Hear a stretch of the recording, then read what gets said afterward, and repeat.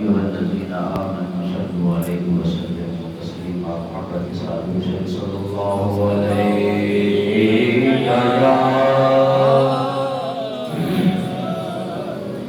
يا رسول الله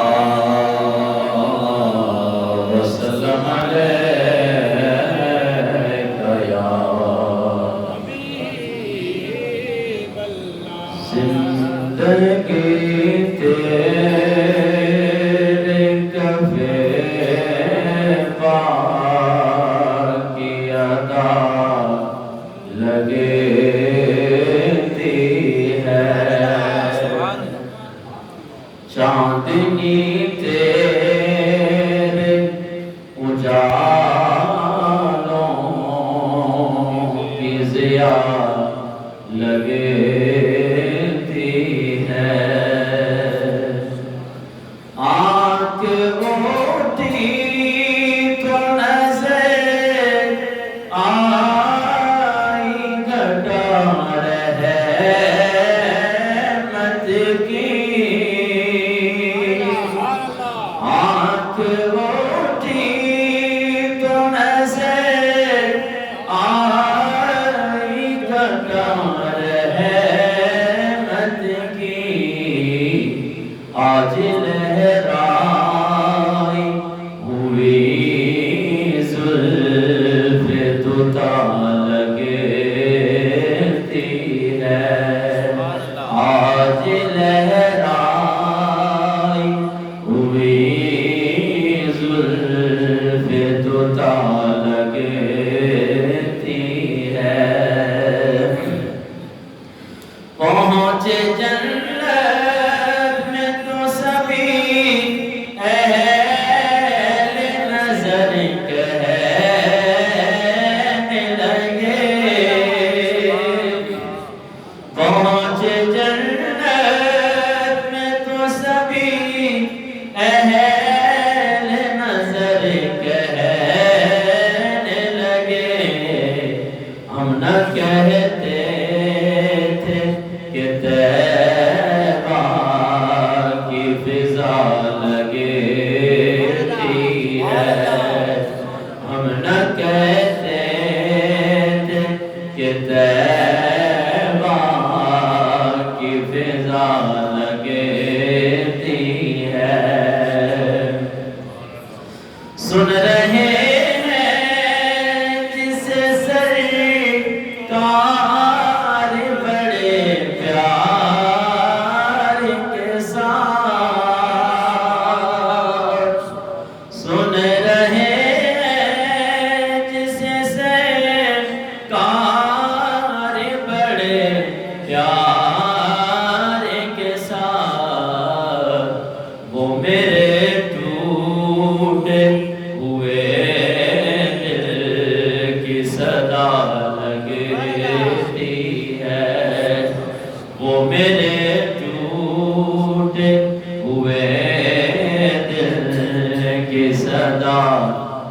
لگتی ہے زندگی تیرے کفے پاک کی ادا لگتی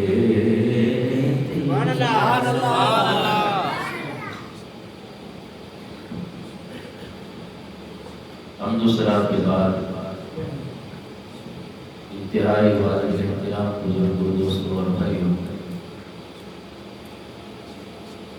بندہ ناچیز نے قرآن مجید فرقان حمید کے 15ویں پارے میں سے ایک آیت مبارکہ ہم آپ کے سامنے تلاوت کرنے کا شرف حاصل کیا دعا ہے کہ خالق کائنات ہم گناہ گاروں سے آکار کو حق کہنے اور اس کے بعد مجھے اور آپ کو حق بات پر عمل کرنے کی توفیق عطا فرمائے خالق کائنات نے ارشاد فرمایا سبحان الذی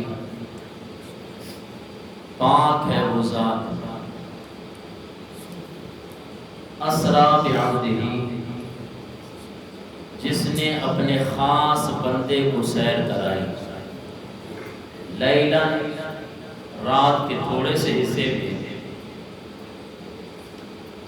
من المسجد الحرام مسجد حرام سے لے کے الى المسجد الاقصی مسجد اقصی تک الذی بارکنا، یہ مسجد اقصی وہ ہے کہ ہم نے برکتیں رکھی ہیں، حولہ، اس کے ارد گرد، لنریہ من آیاتنا، معراج اس لیے کرائی تاکہ ہم دکھائیں اپنی نشانیاں، انہ هو السمیع البصیر، بے شک وہ سننے والا اور دیکھنے والا ہے۔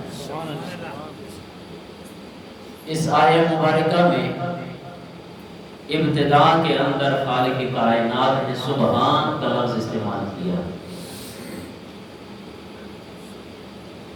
کلام عرب کے اندر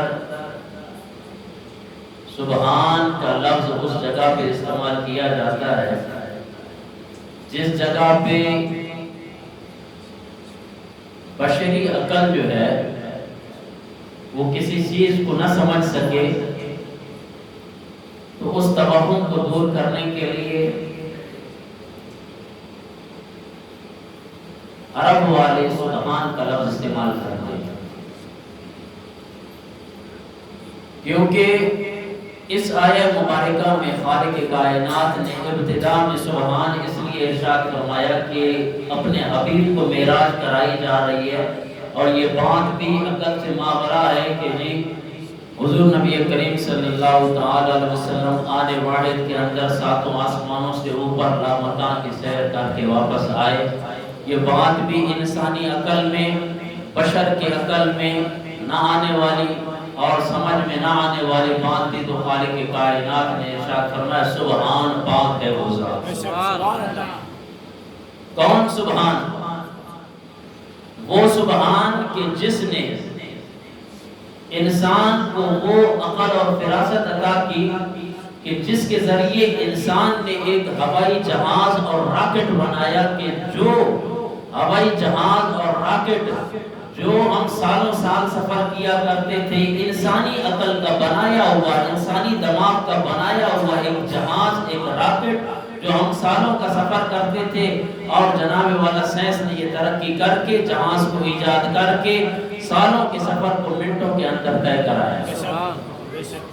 جب ایک انسانی ذہن جو عقل و فراست خالق کائنات نے ایک انسان کو عطا کی، پھر وہ انسان اپنے اس عقل کے ذریعے ایک ایسا آلہ ایجاد کرتا ہے، ایک ایسا جناب والا موبائل ایجاد کرتا ہے کہ بندہ پاکستان میں بیٹھا ہو اور اپنی آواز کو ہندوستان میں بھی سنا سکتا ہے۔ اور بھائی یہ چیزیں ایسی تھی جو پہلے عقل میں نہ آنے والی تھی، لیکن اب کوئی اس کا انکار نہیں کر سکتا ہے کہ ایک عام انسان، موبائل کو ایجاد کرنے والا کون ہے؟ سائنس نے موبائل کو ایجاد کیا۔ جناب والا ہم پہلے کہا کرتے تھے کہ ہم اپنی آواز کو دور تک نہیں پہنچا سکتے، جناب سائنس نے ایک اسپیکر ایجاد کیا، اسپیکر کی آواز اگر آپ یہاں پہ 40-50 بندے سن رہے ہیں تو لگتا یہ ہے کہ محلے والے بھی میری آواز کو سن رہے ہیں، کہ کیونکہ اس کو ایک انسانی عقل نے بنایا اور ایسا ہی جناب والا آلہ ایجاد کیا۔ اور اسی طرح موبائل جو انسانی عقل نے ایجاد کیا، آج اگر ہم اپنی آواز کو یہاں پاکستان میں بیٹھے بیٹھے اگر ہم ہندوستان میں اپنی آواز کو پہنچانا چاہیں، ایک ہی نمبر ملا دیں، آپ کی آواز ہندوستان میں بھی پہنچ جائے گی۔ تو اب جو چیزیں انسانی عقل میں نہ آ سکتی تھی، اس کے لیے بندہ پریشان کہ جناب یہ کیسے ہو سکتا ہے، یہ کیسے ہو سکتا ہے جناب، یہ کیسے ہو سکتا ہے؟ خالق کائنات نے فرمایا کہ سبحان، پاک ہے وہ ذات جو اپنے پیارے بندے کو ساتوں آسمانوں کی سیر کرتا ہے۔ یہ اعتراض خالق کائنات نے سبحان کہہ کے جناب والا وہ ہٹا دیا، اور پھر فرمایا اسرا بعبدہ، سیر کرائی اپنے بندوں، اپنے بندہ خاص کو۔ یہ بندہ خاص کون ہے؟ آقا جہاں صلی اللہ تعالی علیہ وسلم کی ذات مبارکہ۔ تو پھر معراج کیوں کرائی حضور نبی کریم صلی اللہ تعالی علیہ وسلم کو؟ چند حکمتیں میں نے آپ احباب کے سامنے بیان کر دی تھی، آئیے ایک اور حکمت بیان کر کے میں انشاءاللہ واقعہ معراج کو آپ کے سامنے بیان کرتا ہوں۔ اللہ تبارک و تعالی نے فرشتوں سے ارشاد فرمایا،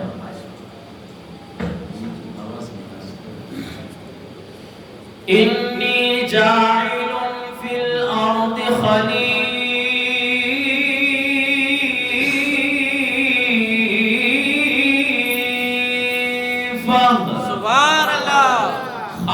کائنات نے فرشتوں سے فرمایا انی جاعل فی الارض خلیفہ، میں اپنا زمین پہ ایک نائب بنانے والا ہوں، ایک خلیفہ بنانے والا ہوں۔ فرشتے خالق کائنات کی بارگاہ میں یہ عرض کرنے لگی، قالوا وتجعل فیہا من یفسد فیہا ویسفک الدماء۔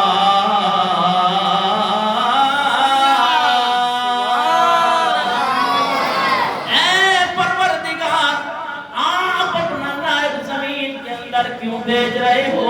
ہم تو تیری عبادت کے لیے کافی ہیں، ہم تیری عبادت کرنے والے ہیں۔ اگر جسے تو اپنا نائب بنائے گا، جسے تو اپنا خلیفہ بنائے گا، جناب والا فرشتوں نے عرض کی قالوا وتجعل فیہا من یفسد فیہا، وہ زمین کے اندر فساد کریں گے، وہ زمین کے اندر خون ریزی کریں گے۔ جس خلیفے کو تو بنائے گا وہ خلیفہ زمین میں لے کر فساد پیدا کرے گا، زمین پہ خون ریزی پیدا کرے گی۔ انسانوں کو پیدا کیا، انسان زمین پہ خون ریزی کریں گے۔ خالق کائنات نے ارشاد فرمایا انی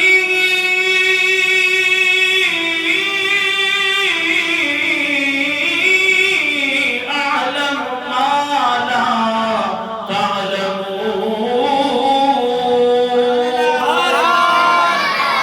اے فرشتوں، جو میں جانتا ہوں وہ تمہیں معلوم نہیں ہے، تم مجھ سے بے خبر ہو۔ تمہاری نظر فسادیوں پر ہے، میری نظریں میرے یار پہ ہیں۔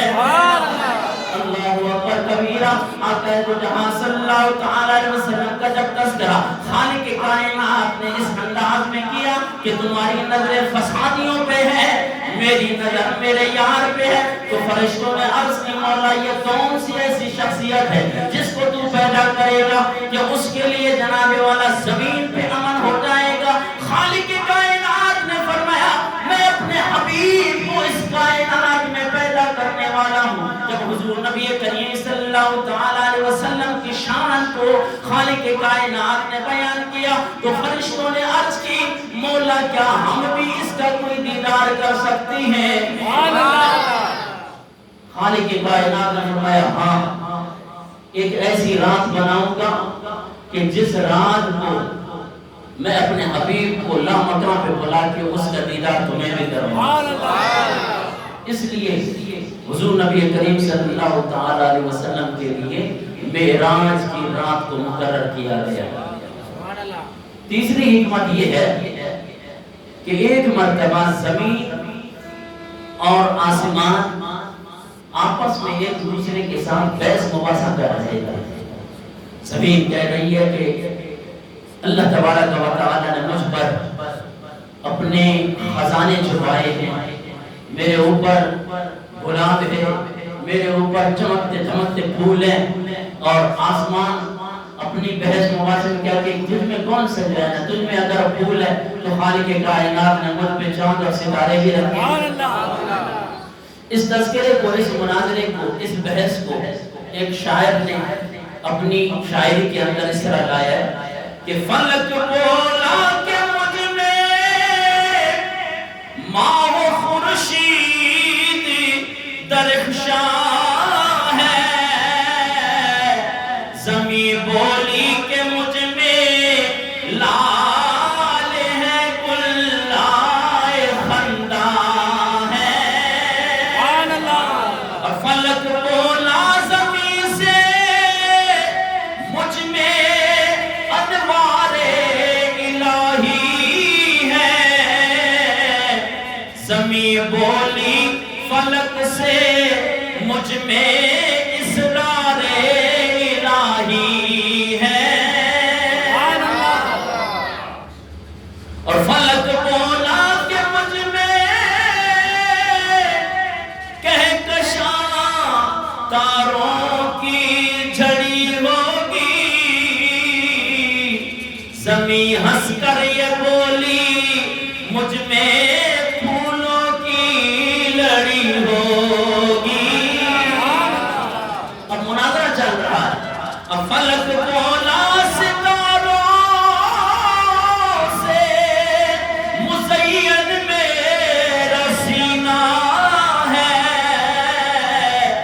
زمین بولی کہ مجھ پہ طور ہے مکہ مدینہ ہے.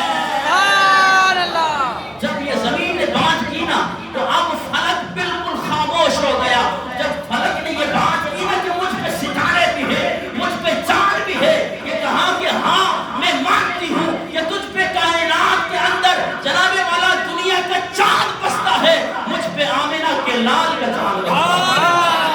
جب یہ بات کی نا تو فلک ہو گیا خاموش, اب اداس ہو گیا. تو خالق کائنات نے فرمایا تو پریشان کیوں ہوتا ہے؟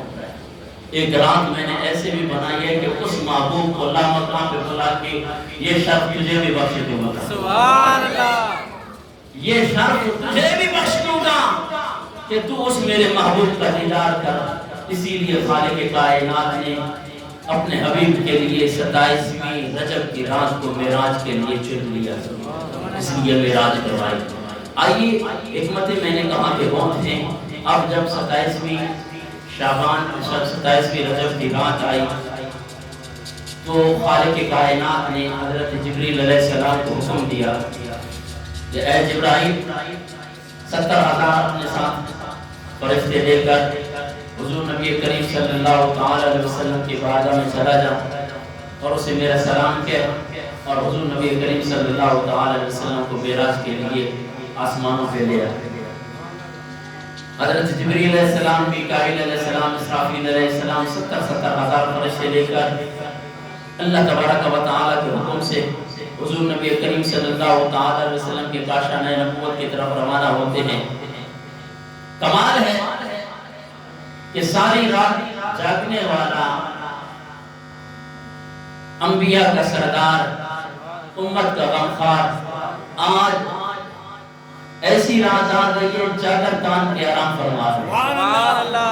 اپنے گھر میں نہیں, اپنے چچا زاد بہن ام ہانی رضی اللہ تعالیٰ عنہ کے گھر, حضرت علی المرتضی رضی اللہ تعالیٰ عنہ کی بہن کے گھر آپ آرام فرما رہے ہیں. حضرت جبریل علیہ السلام 70,000 فرشتے لے کر صفیں باندھی ہوئی تو خالق کائنات نے فرمایا کہ اے جبرائیل جہاں جنت میں جا کے جتنے بھی براق کھڑے ہیں ان براق میں سے خوبصورت سے خوبصورت براق میرے نبی کی سواری کے لیے چن لیں. اللہ اکبر کبیرہ. حضرت جبریل علیہ السلام جب جنت میں آتے ہیں تو 40,000 براق ہیں, ایک سے ایک خوبصورت ہے, ہر ایک کی پیشانی پہ لکھا ہوا ہے لا الہ الا اللہ محمد رسول اللہ. سبحان اللہ. اور ایک سے ایک حسین. اب پریشان ہے جبریل علیہ السلام کہ حضور نبی کریم صلی اللہ علیہ وسلم کی سواری کے لیے کس براق کو لے جاؤں. جب نظر پڑی نا ایک کونے میں ایک ایسا براق ہے جو اپنا سر نیچے کر کے زاروں قطار رو رہا ہے. جبریل علیہ السلام قریب جاتے ہیں کہ سارے اس خوشی میں ہے کہ بھئی میں حسین و جمیل ہوں, اللہ نے مجھے حسن و جمال عطا کیا ہے, مجھے طاقت عطا کی ہے, لیکن ان 40,000 میں یہ ایک براق کونے میں جا کر کیوں رو رہا ہے. اللہ اکبر کبیرہ. حضرت جبریل علیہ السلام جب اس براق کے پاس پہنچے نا, براق سے کہا کہ آج تو خوشی کی رات ہے, آج تو کملی والے آقا 7 آسمانوں کی سیر کے لیے جا رہے ہیں, تو کیوں پریشان ہے.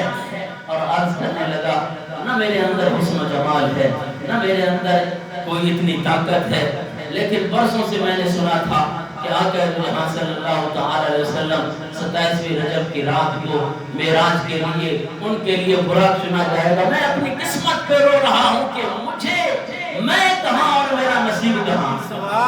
اللہ اکبر کبیرہ. سلطان العارفین سلطان باہو رحمۃ اللہ تعالی علیہ اس منظر کشی کرتے ہیں کہ میں کو جی میرا دے پر سونا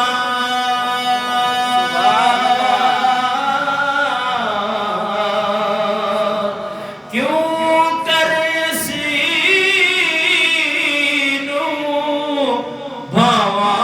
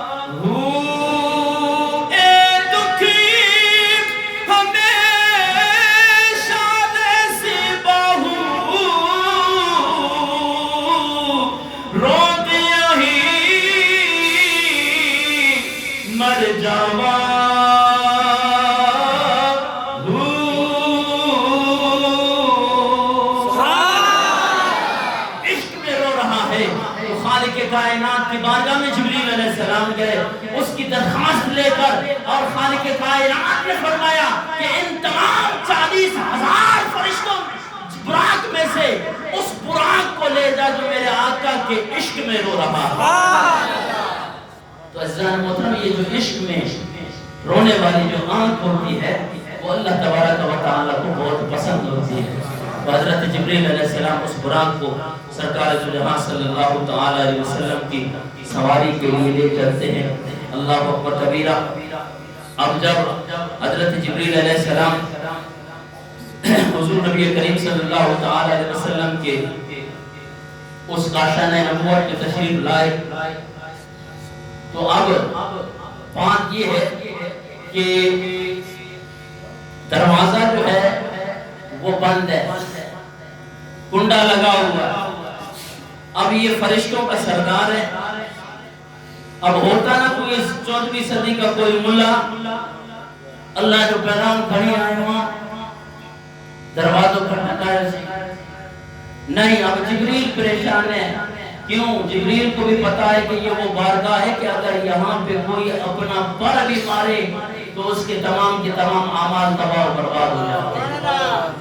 اونچی بات کرنا تو اپنی جگہ پہ، کیونکہ عزیزان محترم خالق کائنات نے قرآن پاک میں ارشاد فرمایا کہ لا ترفعوا اصواتکم فوق صوت النبی، کہ اپنی آوازوں کو حضور نبی کریم صلی اللہ تعالیٰ علیہ وسلم کی آواز سے پست رکھو، ایسا نہ ہو کہ تمہارے اعمال تباہ و برباد ہو جائیں اور تمہیں اس بات کا شعور بھی نہ ہو۔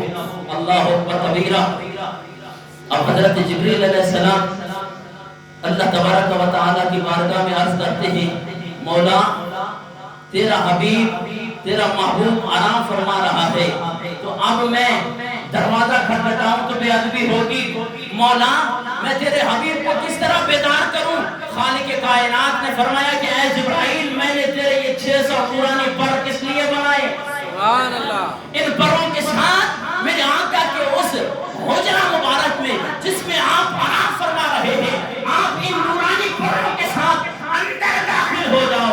اللہ اکبر کبیرہ۔ جبریل علیہ السلام ان نورانی پروں کے ساتھ جب اندر داخل ہو جاتے ہیں، مقام اور ہے کہ آقا صلی اللہ تعالی وسلم بیدار نہیں ہے بلکہ آرام فرما رہے ہیں۔ اب تو اور مسئلہ ہو گیا، مولا اب تیرے محبوب کو کیسے اٹھاؤں؟ یہ تو ایسی بارگاہ ہے کہ یہاں پہ کوئی پر مار دے تو اس کے پورے اعمال تباہ و برباد ہو جاتے ہیں، میں آواز لگا کے کیسے تیرے حبیب کو جگاؤں؟ اللہ اکبر کبیرہ۔ خالق کائنات نے فرمایا اے جبرائیل، میں نے یہ تیرے کافوری ہونٹ، یہ ٹھنڈے ٹھنڈے ہونٹ کس دن کے لیے بنائے تھے، کس رات کے لیے بنائے تھے اور کس مقام کے لیے بنائے تھے؟ یہی مقام تھا، یہی وقت تھا، یہی رات آنے والی تھی کہ آقا آرام فرمائیں گے۔ تو ان کافوری ہونٹوں کو میرے آقا کے قدموں پہ، میرے حبیب کے قدموں پہ لگا دے، میرے حبیب اس کی ٹھنڈک محسوس کریں گے اور بیدار ہو جائیں۔ سبحان اللہ۔ جبریل کیا کہتے ہیں؟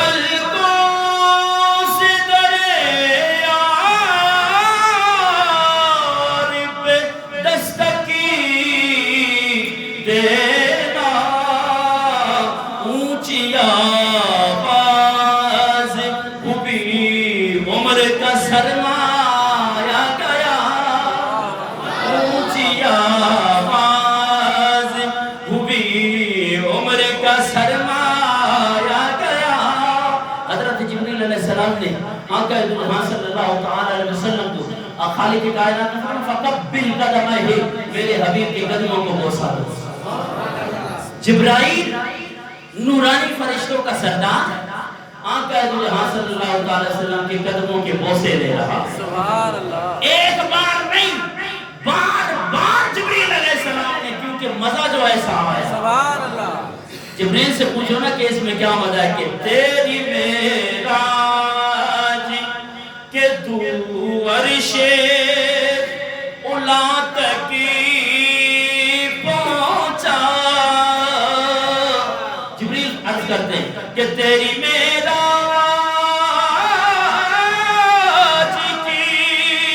تو عرش اولا تک پہنچا، میری میرا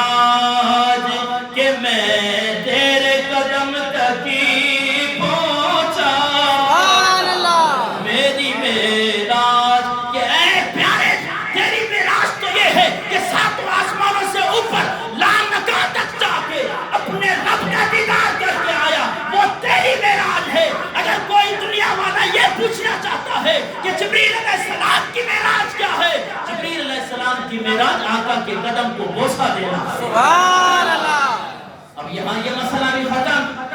لوگ کہتے ہیں جناب جبریل علیہ السلام استاد ہے اور آقا دلہا صلی اللہ علیہ وسلم علیہ باللہ شاگرد ہے, پورا قرآن لایا. میں پوچھنا چاہتا ہوں, کبھی آپ نے یہ دیکھا کہ کوئی استاد اپنے شاگرد کے قدم چومے؟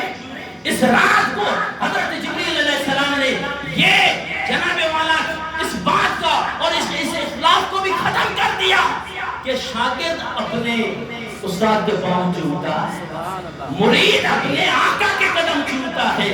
پتا چلا کہ غلام اپنے مولا کے قدم چومتا ہے.